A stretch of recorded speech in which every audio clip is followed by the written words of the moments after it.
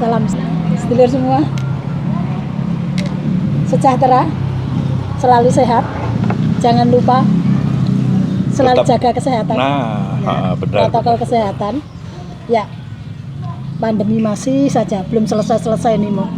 Dan beritanya selain pandemi ada sesuatu Nah yang ini Mo yang sebelum kita ngobrol tadi saya sudah minta kepada Romo Gede Mahesa untuk membaca seseorang yang akan kita obrolkan kali ini.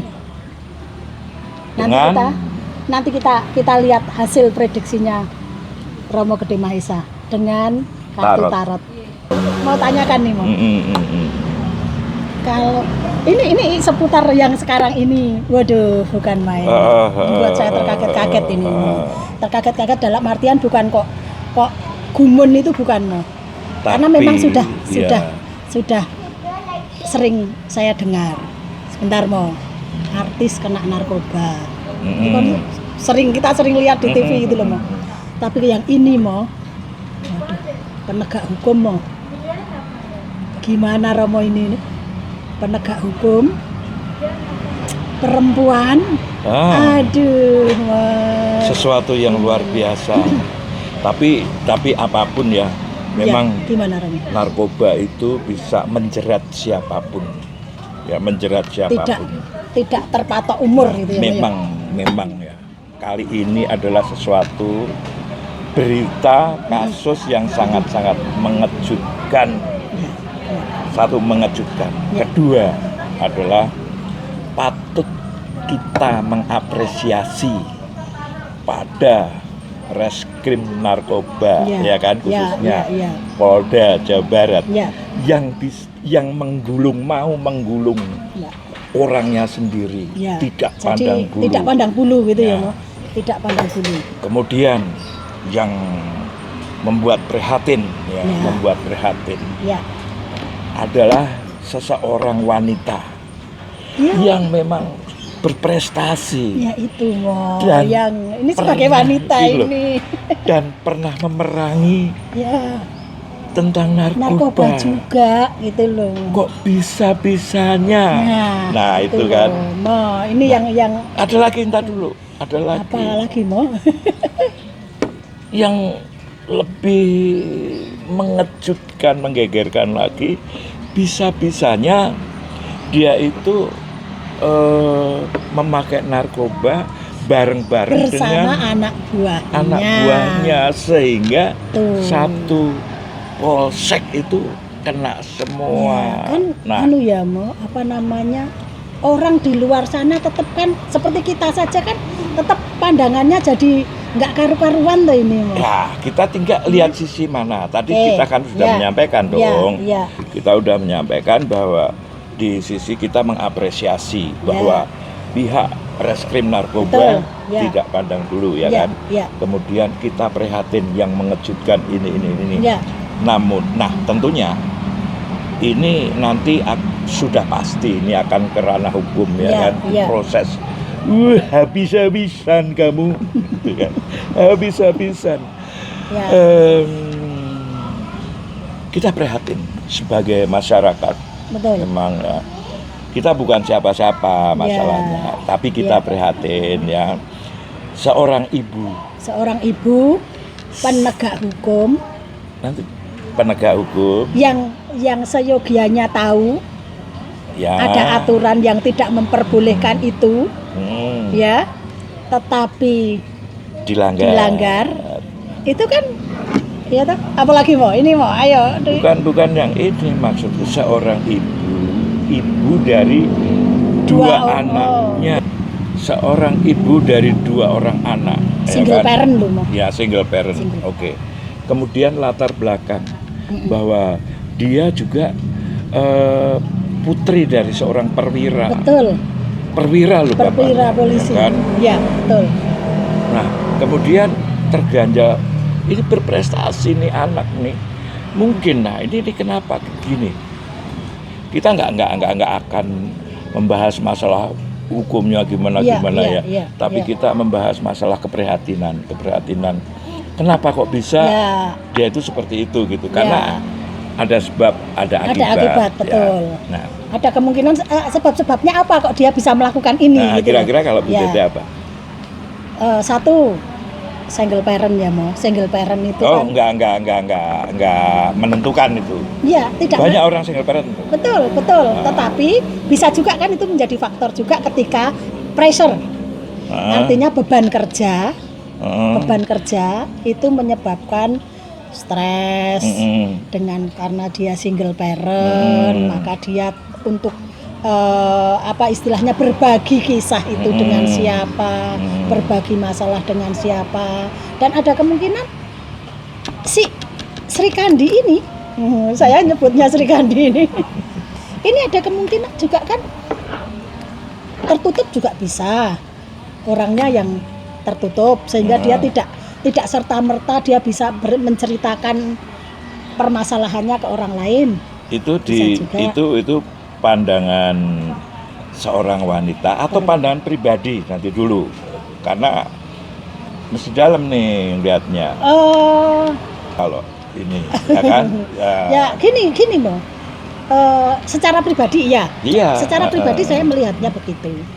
Tetapi kalau secara sebagai seorang yang tahu hukumnya seperti itu kok melanggar itu loh.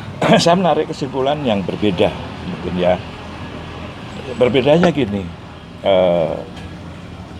kalau tadi disampaikan dia single parent, menurut saya itu enggak menentukan banyak kok ibu-ibu, para wanita tangguh yang single parent tidak bermain narkoba. Justru malah kadang orang yang mempunyai pasangan yang bermain narkoba. Ya.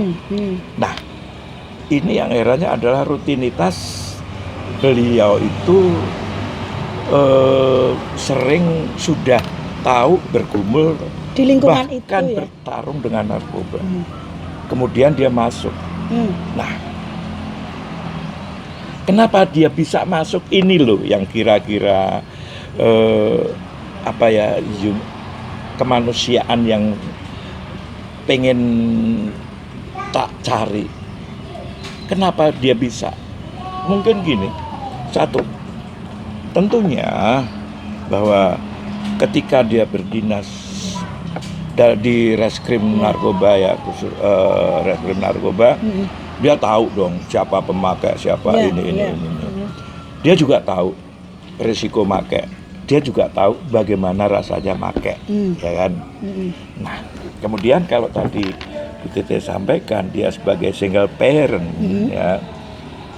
ya itu sedikit kemungkinan bahwa mungkin karena single, kemudian dinas semacam itu butuh energi, butuh waktu, butuh ini. Dia mencoba memakai, ya kan? Mencoba memakai, kira-kira seperti itu. Nah, memakainya keterusan. Tapi ketika memakai dia keterusan. Pada saat memakai itu dia tahu posisi dia sebagai apa. Nah, dia melihat sekelilingnya siapa-siapa. Ini yang nggak habis berpikir kenapa bisa berbondong-bondong gitu mengajak anak buahnya untuk kalau minum gitu ya. Minum ngopi. Itu masih yuk minum bir. Itu saya masih masuk akal gitu. Masuk akal, yuk minum wine ambil kita. Itu masuk akal, tapi ini semacam itu sungguh ini perlu seorang psikiater tersendiri, ya kan, untuk mengungkap di balik kisah seorang Sri Kandi, ya, di mana dia sangat berprestasi, terjebak dalam narkoba, terjebak dalam narkoba. Kita nggak usah memikirkan dia bandar atau pemakai, tidak, tapi kita memikirkan kok bisa ini, kenapa ini. Nah, ini karena dunianya ada gini, ada pepatah gini. Kalau kita gini loh, kalau seorang mau berbisnis dengan narkoba, ya, itu kita jangan pakai narkoba, gitu kan. Nah, kebetulan Sri Kandi ini dia bekerja di lingkungan narkoba, harusnya tidak, gitu loh. Mau apapun tidak, ini kesalahan. Jadi dia hancur di dunia dia. Seperti ayam itu Mati di lumbung. Bedanya gini. Peribahasa Kalau itu. ayam mati di lumbung karena dia kebanyakan makanan, ini kedinasan, gitu loh. Iya. Dia dinas, dia harus menyelesaikan tugas untuk memberantas. Tapi itu pengalamannya ya. Kemudian dia pakai itu, ini yang tidak masuk akal. Mudah-mudahan bahwa Sri Kandi ini tidak dalam tekanan kejiwaan stres. Saya rasa banyak perwira-perwira lain ya, banyak wanita-wanita Sri Kandi lain ya yang berprestasi tidak sampai seperti itu. Gini, Romo. Wah, ini benar-benar. Gini Romo, kalau saya perhatikan tadi kan berarti yang disampaikan Romo berarti prediksinya bahwa Sri Kandi ini mencoba tapi keterusan. Kalau diperhatikan. Bisa jadi. Nah, ya. Tentunya. Nah, sekarang yang pengen saya tanyakan kan begini, ini mencoba dalam rangka apa gitu loh?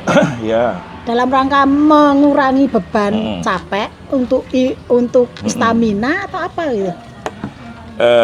Ini tidak akan kita lihat ya, tapi tadi sempat kita lihat ya, melihat perjalanan Sri Kandi ini ya, bahwa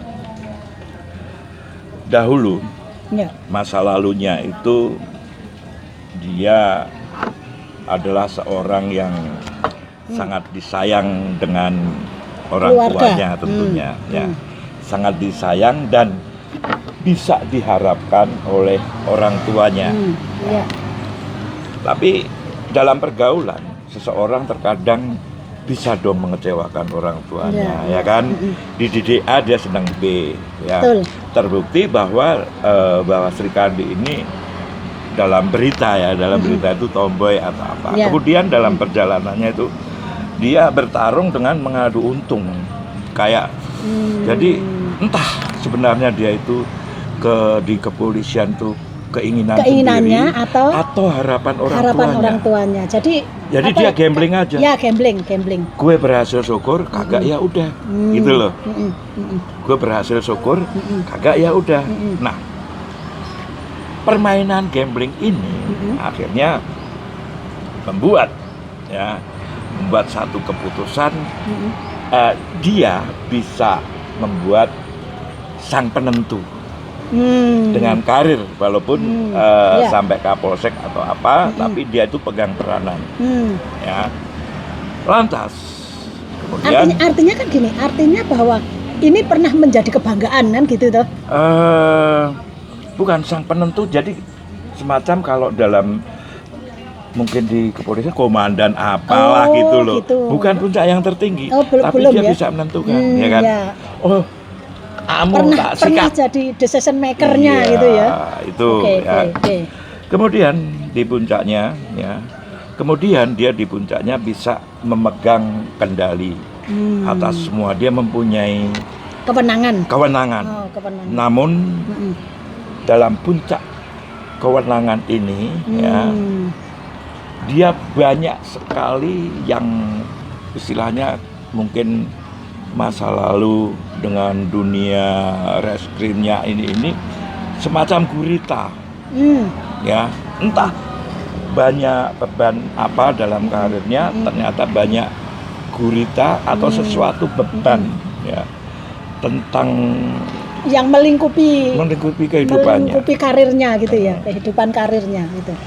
Di puncak itulah dia bisa bersama-sama dengan orang-orang ya merasa sesuatu kegemilangan, karena dia diibaratkan oleh lingkungannya itu sebagai seorang ratu. ya kan? Sehingga ya. ketika dia itu berkumpul dengan teman-teman, dia dijunjung, sanjung ini, wah ya. kalau dengan dunia narkoba kita, apalagi mau apa nih, ya kan? Ya, betul, Nah, betul.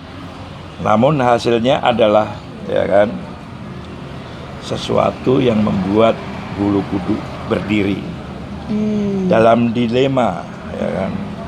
Dalam dilema apapun dia harus meninggalkan istananya, meninggalkan singgasananya. Satu bisa ditunjukkan, Romo? Satu bisa ditunjukkan? Kurang jelas. Ya. Seperti itu. Ya. Jadi semoga tentunya kita hanya melihat seseorang, bukan melihat ranah hukumnya. Kenapa dan bagaimana dan siapa Sri Kandi itu.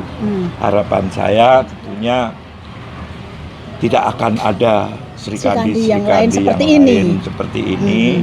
Dan ini menjadi ujian cambuk apapun buat saya. Kepolisian tidak cacat karena hanya kotor sedikit, tidak cacat, hanya kotor karena dia telah, pihak kepolisian khususnya Polda Jawa Barat sudah berani membersihkan lingkungannya sendiri kan gitu ya. Salam penuh kebersihan. Cukup, Romo? Cukup. Demikian obrolan kita kali ini. Semoga bermanfaat. Salam sedulur semua.